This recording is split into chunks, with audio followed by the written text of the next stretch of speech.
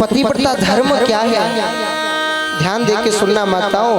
पतिव्रता स्त्री का धर्म है। सबसे पहला धर्म है कि अपने पति की आज्ञा में रहे। दूसरा धर्म है कि अपने पति के साथ में कभी वो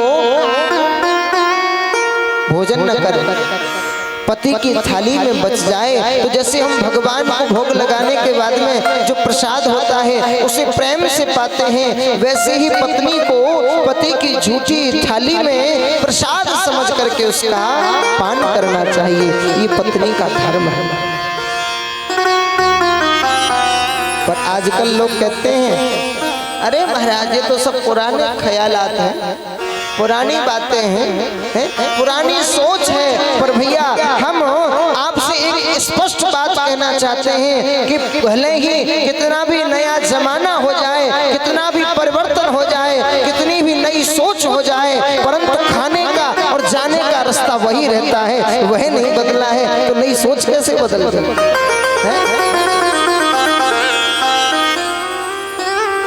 खाने का और जाने का रास्ता तो वही है, उसका तो कोई परिवर्तन हुआ नहीं। हम लोगों ने बस अपने सोच विचारों में परिवर्तन कर लिया। एक और बात कहें, ना तो पति की थाली में एक साथ खाना चाहिए और ना ही पत्नी को पति के खड़े होने पर स्वयं बैठना चाहिए। हमारी जो बुजुर्ग माताएं हैं, हम अपनी दादी जी की बात बताते हैं। समाज में कहीं पर भी दादाजी विराजमान हैं, चार लोगों के बीच में, और वो भी वहां पर हैं, तो कभी भी कुर्सी पर नहीं बैठी, कभी भी सोफे पर नहीं बैठी, कभी भी तख्त पर नहीं बैठी, कभी चारपाई पे नहीं बैठी, जमीन पर बैठी। ये स्त्री का धर्म है। पति खड़ा हुआ है और श्रीमती जी आराम से कुर्सी पर आराम फरमा रही हैं। ये धर्म नहीं है। और ना ही पति के सोने से पहले सोए। यहाँ तक भी धर्म है कि पति के सोने से पहले स्त्री को सोना नहीं चाहिए और पति के जागने से पहले पत्नी को जाग जाना चाहिए। पति के जागने से पहले स्त्री को जाग जाना चाहिए। पर आज के समय में तो हमें लगता है, पर आज के समय में तो स्वयं श्रीमान जी जा रहे हैं चाय और कॉफी बनाने के लिए और श्रीमती जी आराम से चद्दर में मुंह ढाक के सो रही हैं। आपकी नहीं कह रहे, अपने ऊपर मत लेना।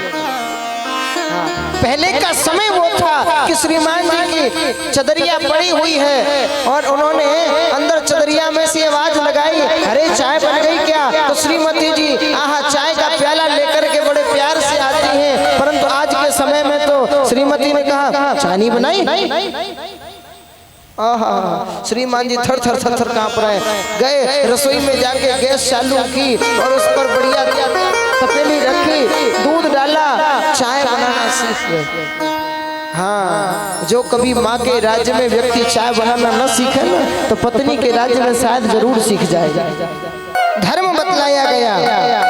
और एक चीज और है, क्या बोले, कभी भी पति का नाम नहीं लेना चाहिए। किस किस का नाम ना ले, ध्यान दे के श्रवण करना। आत्मनाम गुरुर्नाम नामाति कृपण शत श्रेयस्कामो न गृहणीया ज्येष्ठ पत्नी कलो। ध्यान दे के श्रवण करना। किस किस का नाम नहीं लेना चाहिए? कल हमने बताया था आत्मनाम। आत्मनाम माने अपना नाम। अपना नाम नहीं लेना चाहिए। कोई कहे महाराज अरे आजकल तो स्कूल में बाहर भी सब लोग पूछते हैं भाई साहब आपका शुभ नाम क्या है? आपका शुभ नाम क्या है? सबसे पहले नाम ही पूछते हैं। तो फिर क्या करें? बोले उसमें राम जी वाली पद्धति अपनाओ। कौन सी राम जी वाली पद्धति अपनाएं? बोले राम जी महाराज क्या करते थे? पिता समेत लीलन जना पिता के सहित अपना नाम लें। पहले पिताजी का नाम लगाएं, फिर अपना नाम लगाएं। अच्छा महाराज, अपना स्वयं का नाम बोलने से क्या होता है? बोले स्वयं का नाम यदि व्यक्ति बोलता है ना तो उसकी आयु कम होती है और उसके साथ साथ व्यक्ति की आयु में रोग उत्पन्न होते हैं। अच्छा, और किसका नाम न ले? गुरुर नाम, गुरु का नाम न ले। क्यों? क्योंकि कभी भी भैया सम्मानित व्यक्ति का नाम नहीं लेना चाहिए। सम्मानित व्यक्ति का नाम नहीं लेना चाहिए। और गुरु तो इतना सम्मानीय है कि गुरु गोविंद दो खड़े मेरा केला पाए, बलिहारी गुरु आपने गोविंद दिए बताए, गोविंद दिए बताए। तो वर्णन आता है आत्मनामा गुरुर नाम, गुरु का नाम नहीं लेना चाहिए। और कृपणश्चत, कृपण, कृपण माने लोभी व्यक्ति का भी नाम मत लो। न अपना नाम लो, न गुरुजी का नाम लो, न ही लोभी व्यक्ति का नाम लो। और श्रेयस कामो न ग्रहणीयात, ना तो पति को अपनी पत्नी का नाम लेना चाहिए और ना ही पत्नी को अपने पति का नाम लेना चाहिए। और ये भी कहा गया है कि ज्येष्ठ पुत्र, क्या कहा गया? ज्येष्ठ पुत्र माने अपना जो बड़ा बेटा है उसका भी नाम नहीं लेना चाहिए। इसीलिए तो जो राशि में नाम निकलता है ना, हमारी माताएं या फिर बच्चे की बुआ जी, नानी जी, ये सब नाम अलग इसलिए रखते हैं कि जो उसका मुख्य नाम है उसको ना लिया जाए, अन्य दूसरा नाम लिया जाए। इसीलिए दूसरा नाम लिया रखा जाता है। मैया यशोदा ने भी रखा, भगवान कृष्ण नाम रखा गया, तब उस समय मैया ने नाम रखा कनुआ और बलराम जी का नाम रखा बलुआ। तो ये नाम जो अपनी राशि के अनुसार व्यक्ति का होता है, उसके अतिरिक्त एक नाम रखने का विधान इसीलिए बताया गया है कि व्यक्ति को आसानी हो जाती है पुकारने में, बुलाने में, और दोष भी नहीं रहता है। माताओं को भी अपने पति का नाम नहीं लेना चाहिए। तो कैसे बोले? बोले या तो कोई दूसरा नाम रख लो अपने अनुसार। जैसे हमने कल बताया कि मैया सीता ने भगवान श्री राम का नाम क्या रखा? सत्य सपत करुणा निधान, करुणा निधान नाम रखा है। तो इसीलिए नाम जो रखो वह नाम ऐसा रखो जिससे कि आपको दोष ना हो। देखो यहाँ पर 4 स्त्रियों के बारे में बताया। कौन कौन सी?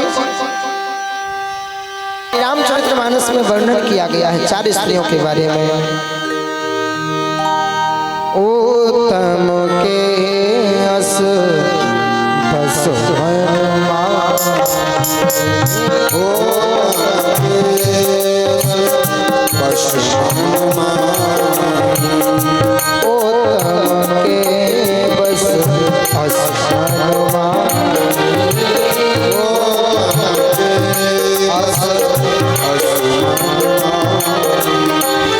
सपने हुआ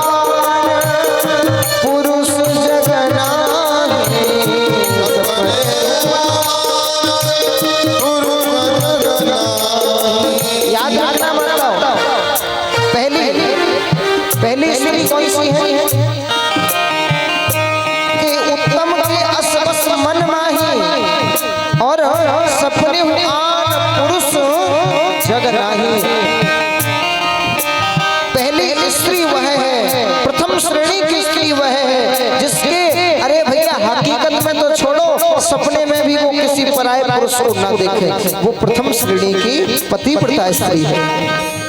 और दूसरी मध्यम मध्यम परपति देखें कैसे,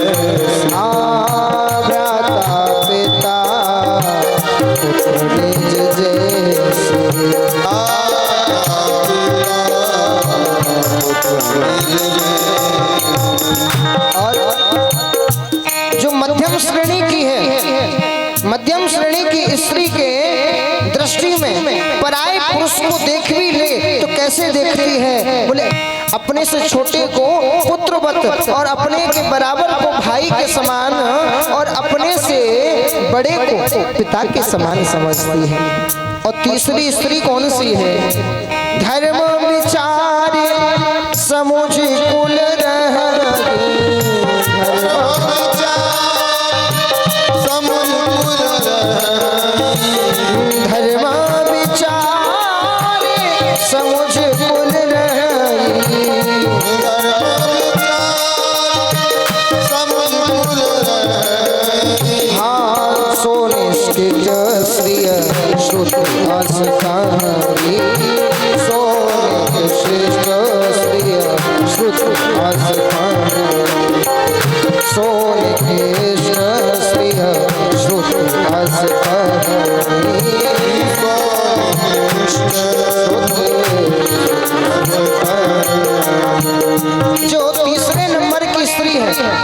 वह कैसी है, बोले उसके मन में विचार तो आता है परंतु अपनी लोक लज्जा, अपने धर्म और अपने शास्त्रों की बात को मान करके वो उस मार्ग पर नहीं चलती है।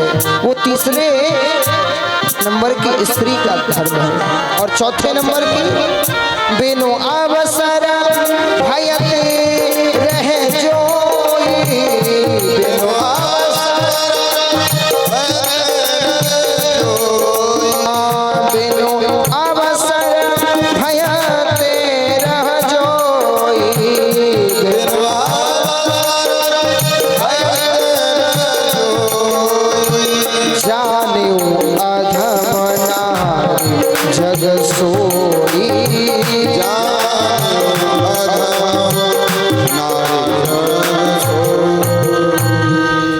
चौथे प्रकार की स्त्री कौन सी है, बोले जिसे मन में विचार तो आता है पर पुरुष के साथ में विहार करने का, परंतु वो एक तो भय से और एक डर की वजह से रुक जाती है, वो बिल्कुल अधम स्त्री है।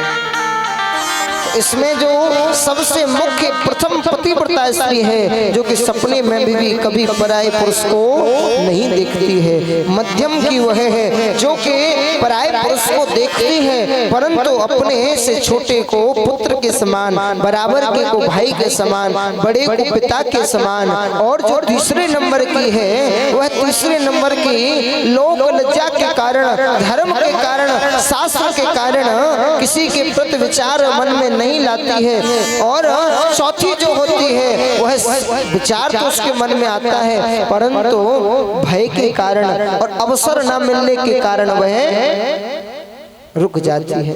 ये चार स्त्रियों के बारे में बताया। अच्छा एक बात जरा विचार करके देखो कि क्या पार्वती जैसी स्त्री को, पार्वती जैसी देवी को ये पतिव्रता स्त्री के धर्म बताना क्या ये जरूरी था? पार्वती जैसी देवी को जो कि भगवान शिव की स्वयं अर्धांगिनी है, ऐसी देवी को और पतिव्रता स्त्री धर्म बताना क्या ये उचित था?